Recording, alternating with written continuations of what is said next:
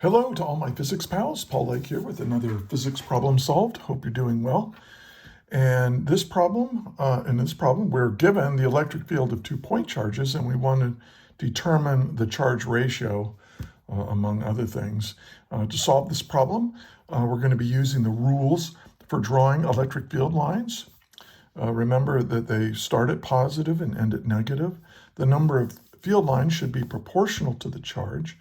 You should fill the space around the charge to adequately illustrate what the electric field looks like. And 4, don't cross the field lines.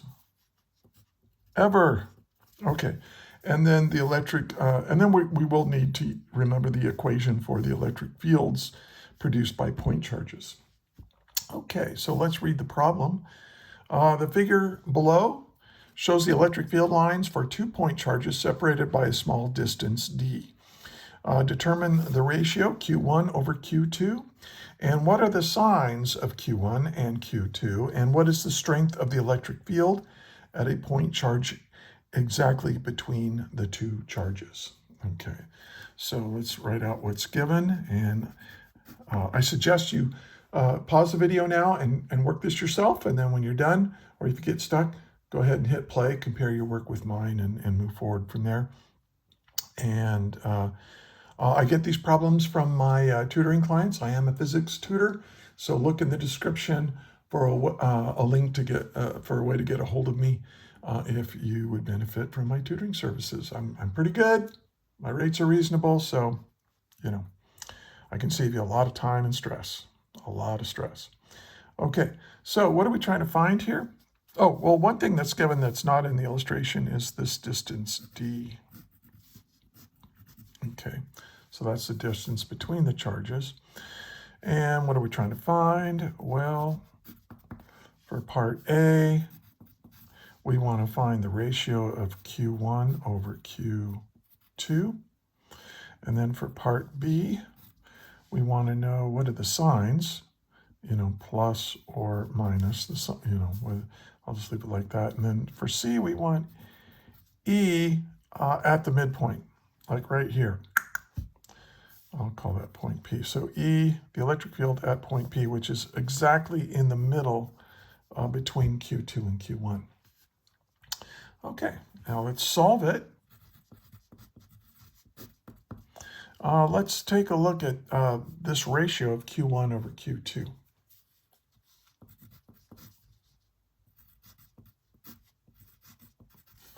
Now, one of the things that you need to know if you're looking at fields or you're drawing fields around charges is that the number of field lines drawn must be proportional to the amount of charge. So this is rule 2.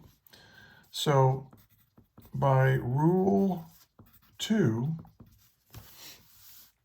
okay, this ratio has to be equal to the ratio of the field lines. Well, how many field lines around Q1? 1, 2, 3, 4, 5, 6. And then how many field lines around Q2? 1, 2, 3, 4, 5, 6, 7, 8, 9, 12, 13, 14, 15, 16, 17, 18. So now, where are these field lines going? Well, remember that anytime you isolate charge, if I isolate some positive charge, there has to be an equal amount of negative charge somewhere in the universe. So these will terminate out there infinitely far away. But anyway, in any case, the ratio between these charges is 6 over 8, which reduces to 1 over 3. And that's my answer for part A. The ratio of Q1 to Q2 is 1 to 3. Okay. And then part B. Are they positive or minus? Well, this is by rule 1 that says that electric field lines start at positive charge and end at negative charge. We can see that, look at all these field lines are coming out here and moving away from this. So this must be positive charge. So Q2 is positive, and then Q1, the field lines are terminating there. That is, the field line terminates at a negative charge. So Q2 is negative. So there's my answer for part 1. So we're just using these rules. We're pretty simple. But, I mean, it's simple if you understand it. If you don't understand it, it can be perplexing. Okay. All right, let's do part C. I'll do part C over here.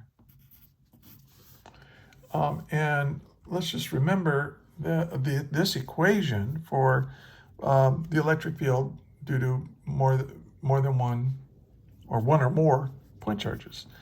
The electric field is equal to the sum of the electric constant times a particular charge divided by its distance squared in the r hat direction. And so what we have to do is for these is piece this together. We're adding two electric fields together. And I think you can see if I put a positive test charge right here, well, it's going to get pushed down, but it's going to be repelled by Q2, right? So it's going to get pushed down. And then Q1 is going to attract it, so it's also going to bring it down. So these are just going to add, and the direction is going to be in the negative.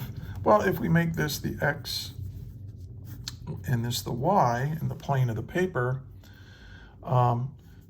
this is in the negative Y direction. And so we can say that R hat is in the negative Y direction, and we call that negative J hat. So I use these unit vectors.